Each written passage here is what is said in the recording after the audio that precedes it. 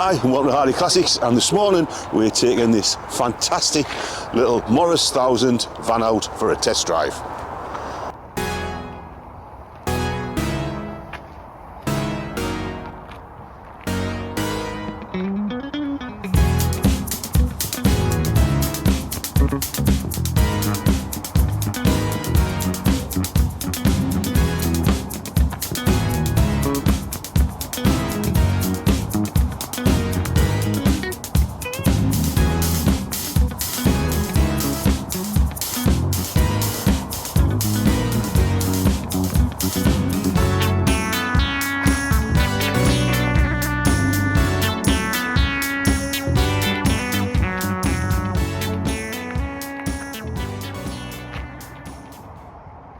We're about to take this Morris 1000 van on a test drive, but before we do, please like and subscribe to Andrew Hardy Classics. Thank you.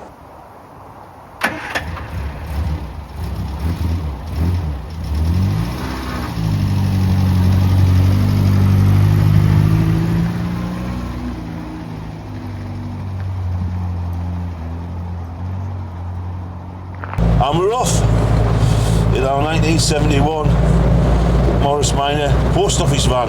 Well, post office telecommunications. Post office telecommunications. Basically, the post office owned the telephone service before British Telecom took it over. A lot of the vehicles then were green, and then when they started to do the changeover, they changed them to yellow, like this one. Is this a genuine one? This is a genuine one. This is the second or third one we've had for sale, and this one's seems a really nice one. This is the first time I've drove it.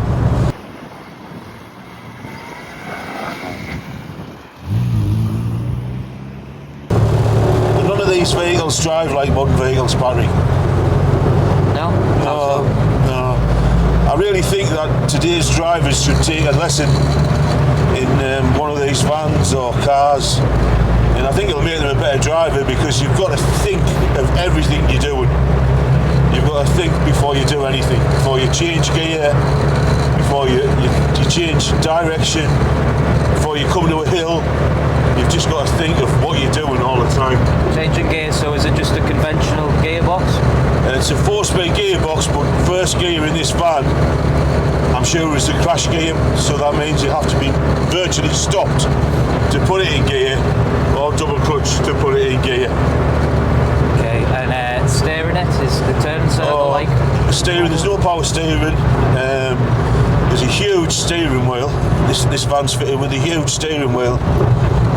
And the turning circle, it's not the best, to be fair.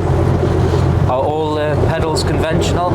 All the pedals are the same, obviously in the same layout as a modern car, but again, you haven't got that instant power what you've got in a modern car. And if you press that pedal in the middle, is that going to stop you the same as a normal car? No, the drum brakes fitted on this, so it's got drum brakes all round, which are okay for a van of this age. What are drum brakes? The drum brakes are basically a revolving drum that has a pair of expanded brake shoes in. So when you put your foot on the brake, the pressure from the hydraulic fluid in the pipe pushes the brakes against the drums to slow you down. Well, a lot of modern cars still have drum brakes on the back, but they're actually used for the handbrake. Most cars now are disc brakes all around. I guess, and that's a lot better stopping distance than what you've got. You've got more efficiency, haven't you? It's giving you a more efficient surface to friction surface, basically, to brake with. But saying that, I've had some cars with drum brakes that were really good. Such as? One of the little Morris 8s I have has drum brakes all round, and they're fantastic. But again, it's all about the driving, it's all about the driving technique.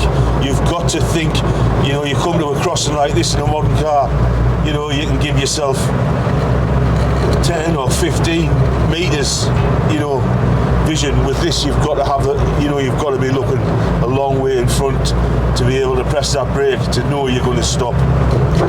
So moving on from brakes to acceleration and speed, how fast will this go? Well, this is fitted with it's basically the A-Series engine, which is fitted in millions and millions of vehicles, all the way from the little Mini, and everything had an A-Series engine fitted in it. Great little engine. This one's 1000cc. It's alright for 50 mile an hour, but 50 mile an hour in a vehicle like this, you really are pushing it. So what does it sit comfortably at? About 40, 45 mile an hour, something like that. I wouldn't push it anymore. The differential, with it being a commercial, the differential in the back, the gearing on it's different. So it's geared more for pulling than speed. What will it pull?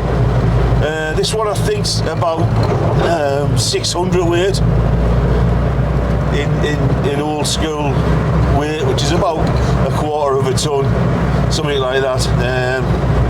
I know they did different variants, and some were even up to half a ton, but I think this one's 600 weight, I think.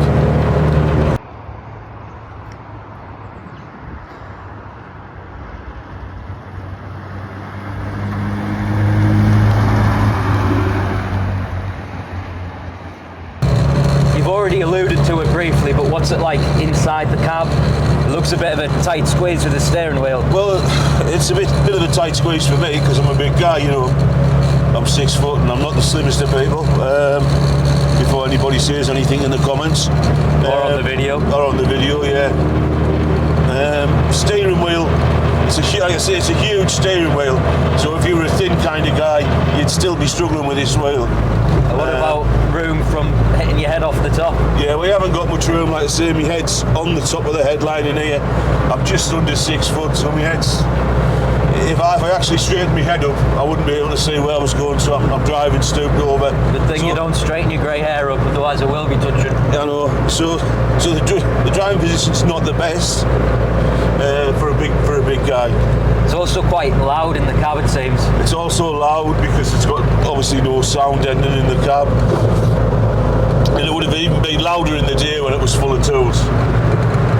It's full of 2 tools right now. Exactly.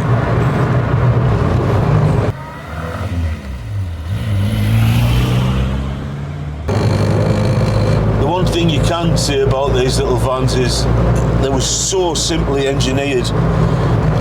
They were so mechanically simple to fix as well. I mean, they were unbelievably easy to fix, these vans. What, at the side of the road? At the side of the road. I mean, if you didn't have fuel and you didn't have spark, that was about all you needed. You didn't have to plug anything in or do anything. And this was 1971, this van, so it was probably coming to the end of the production of Morris Minors. And there was better vans out there being built in 1971. Like what? Well, yeah, Ford Escort would have been out then in the 60s, 69, I think, 68, 69. Ford Escort van was out there with a little cross-flow engine. I think 70, 72, something like that. We've had Bedford HA, again, a good little van. We've had 1 or 2 Bedfords. And they look more like the commercial of today. And then the predecessor to this would be the Marina van, which actually used a lot of components from this van, a lot of brake components and suspension components. So I guess they must have had bins full of Morris Minor bits left, and when they thought, let's build the Marina, what have we got left in the stores? And, we've got these suspension bits or these brake bits left or these bits left. And again, basically the same engine, but in a bigger variant, born out. And to be fair, not a lot of difference in the drive. A little bit more driver comfort, I suppose, a little bit more aerodynamic, but you're driving with basically the same engine, suspension and brakes, so not a lot of difference there. So this van in particular, how do you think it's performing, 10, 15 minutes into the drive? I think it's doing really well. It's going through the gears nice. It's obviously not getting hot. It's pulling away, it's got plenty of power. So I mean, I would say, yeah, it's driving okay. It's not pulling to the side when you brake. It's, like I say, it's driving good. So far, so good. So far, so good.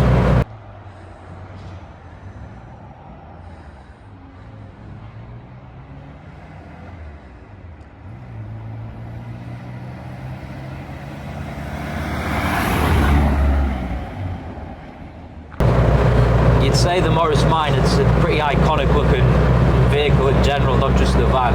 Do you think this is a head turner or? Oh, it's definitely a head turner, and more so being in the variant of a van. Morris Minor cars, to me personally, you know, I'll probably get slated on the comments. They don't do anything for me. Morris Minor cars, they're not anything special. They're an iconic car back in the day, I suppose, but you know, they don't do anything for me. People say, oh, my first car was a Morris Minor. You know, I wouldn't be like stopping the world sort of thing. But yeah, I mean, they did this, they did the van, they did a pickup, they did a Morris Minor Traveller, they did 2-door, 4-door, and obviously they did a convertible. I mean, they did them for a long time, a long time. So how fast do you say you're going now? Probably around about 40 miles an hour. Just creeping up to 40 there. It sounds like that's about right for it, doesn't it? Yeah, I think if you go any faster, you'd have a lot more noise off the differential. But a lot less traffic behind you. Yeah, well, there's actually nobody behind us. But it's the day after New Year's Day, so.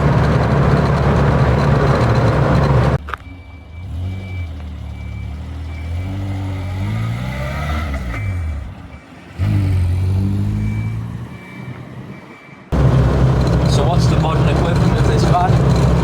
The modern equivalent of this van today, I don't know, because of the weight of this van, it doesn't carry much. So it would probably be something like a Fiesta van or something like that in the weight wise, but size wise, I would probably say Peugeot Pioneer, Citroen Berlingo, you know, Transit Courier, something like that. And I mean, it would drive totally different to this, absolutely totally different. In your personal opinion, where does this rank in terms of classic British vans? Well, it's a bit of an iconic van, the Morris Minor van. Everybody knows I love the light commercials. Obviously, I'm from a different era to this van. I'm from Stone Age. Yeah, I'm from the Stone Age. I was born in '66, so sort of vans from my era. What I remember when I first started driving, obviously, you know, my first vehicle I had was a Bedford HA van. Then I got the Bedford KB pickup. So I'm from a little bit more modern type of van, what most people will probably recognise today as a normal van. If you took a Morris Marina van like the one we've got in the showroom, or the Ford Escort van we have out today, you know, yes, it would look a little bit different to a modern van, but it wouldn't look as strange as this thing.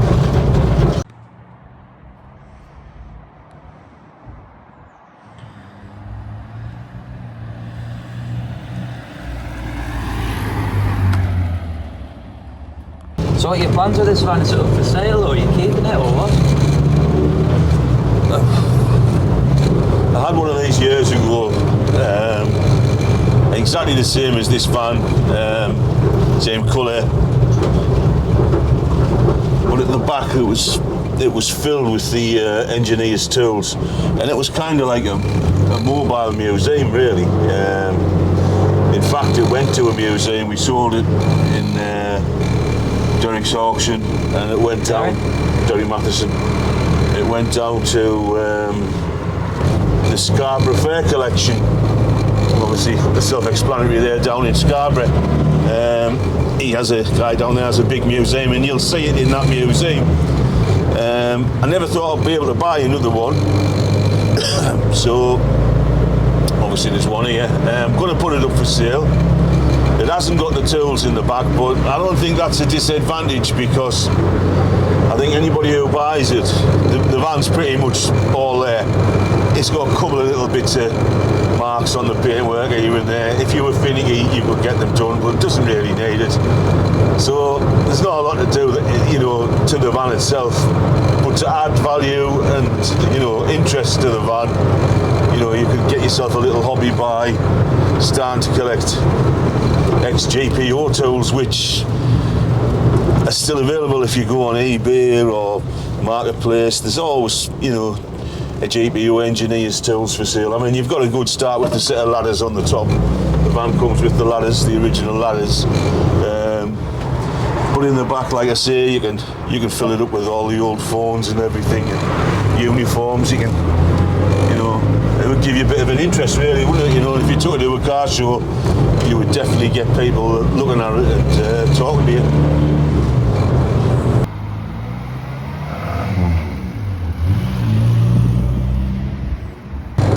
So what was the drawbacks to these Morris Thousands vans?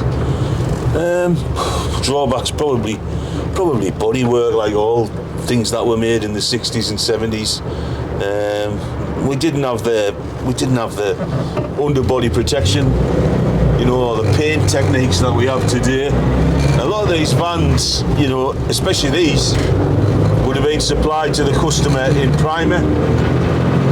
So people find it strange, but a lot of people were getting the vans delivered in primer, and the companies themselves would either brush paint them or spray paint them. This particular van, we've had in the workshop, we've had it on the ramp, and it's as solid as a rock underneath. It has had a couple of repairs in the past, but they've been done really well, really strong, it's structurally sound. It's had a couple of £1,000 spent on the brakes and a bit of recommissioning work. So really, it's out there ready to go, ready to show, ready to enjoy.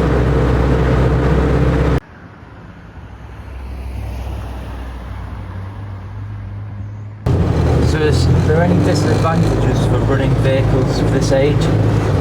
Well, the obvious disadvantage is today's traffic, isn't it? I mean, that's a clear disadvantage, because you've got to have your wits about you, and if you were doing any motorway driving, forget it. But somebody living in a little village or whatever, it could be a painter and decorator or a plumber, something like that, and he never went out of that village.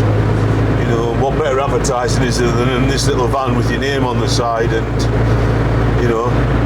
what better, put a big smile on your face going to work every day, wouldn't it?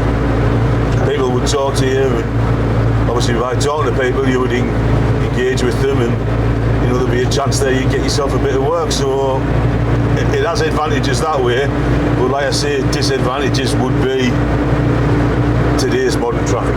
That would be the biggest disadvantage. Parts would not be a problem. Easier to get parts for this. You can get parts easier for this. I'm going to put my neck on the line now. Parts are easier to get for this than the most popular van on the road today, which is the Ford Transit. Some parts are on back order. I don't know of any part for this van that would be on back order. I'm sure if you looked hard enough, you would find parts for this van. I think I'd agree. Yeah. Parts for Transit, it's terrible. Yeah, parts for anything monster. They're manufacturing bits for these vans day in, day out. And basically there's specialists up and down the country. I mean, there's one which is only, 40 miles from us, 30 miles from us, in a little, basically it's a shed in his garden. And he has parts for Morris Miners. What he hasn't got, he'll get you. So what's he called? Tom Roy, Morris Miner specialists.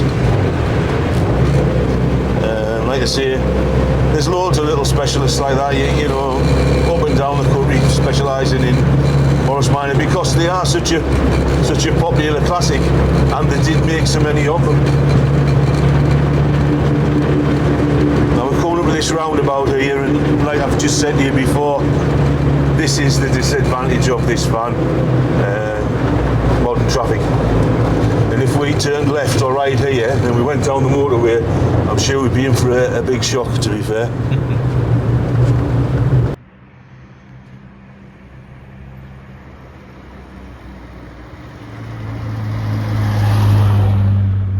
So would you say this van would be a good buy? Yeah, I would. I mean, obviously I'm selling it, so I'm gonna play the van up a bit. But Yeah, but who to an investor or to a collector or an enthusiast? Like who's buying this? I would say an enthusiast buying this van. Not really an investor. There's probably better ways to invest your money than a Morris 1000 van. Although, if I was going to invest my money between a car and a van, I would definitely do it with a commercial, because these seem to have a better hold on the market. You seem to always get your money back on a van, and there seems to be, always a demand for commercial vehicles, obviously because they were used and abused, and they're a bit rarer than the cars. So we're coming to the end of the test drive. Yeah. How do you find the car? How's it performed? It's like I thought it would. It's a Morris Minor van, it's out the drive. Yeah, it's drove okay. Engine's certainly strong enough, it's not chuffing any smoke out. Brakes okay? Brakes are okay, it's not pulling to one side. Yeah, it's just like I thought it was, noisy. So this is our first test drive of this car, isn't it? This is the first time we've been out. It's been through the workshops. We've had the brakes stripped off like we do. Been underneath it, made sure everything's nice and safe. Yeah, this is the first drive we've ever had of it, yeah. You think I'll have to go back into the workshops, or is everything all good? Everything seems okay so far. I've tried all the instruments and they seem to work. We check the lights and everything when it's in the workshop. So this actually has an MOT on it.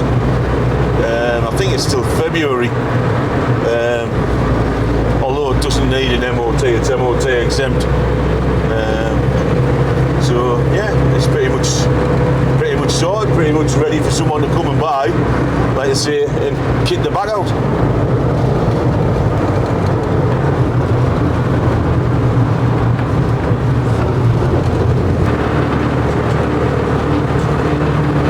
So the one thing I will say is the difference between this and a car, price-wise, decent little Morris 1000, good condition, I don't know, £7,000. This will be double that.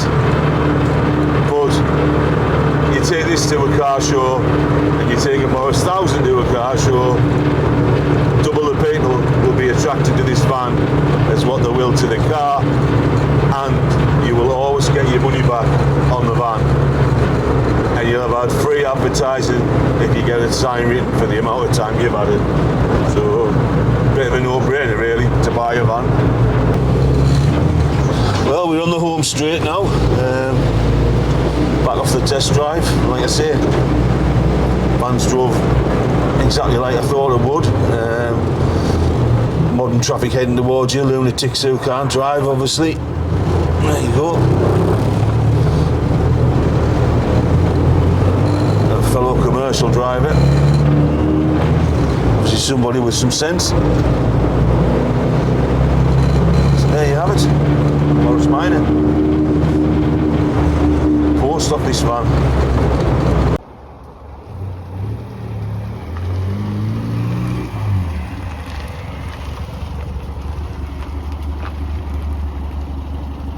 Well, there you have it. That's the end of the test drive of a Morris 1000 van. So please like and subscribe, share this video, follow us on our YouTube channel, Hardy Classics. And like I keep saying to people, the more people that we get to subscribe, the more interesting videos I'll do on all the old stuff we like. Bye bye now.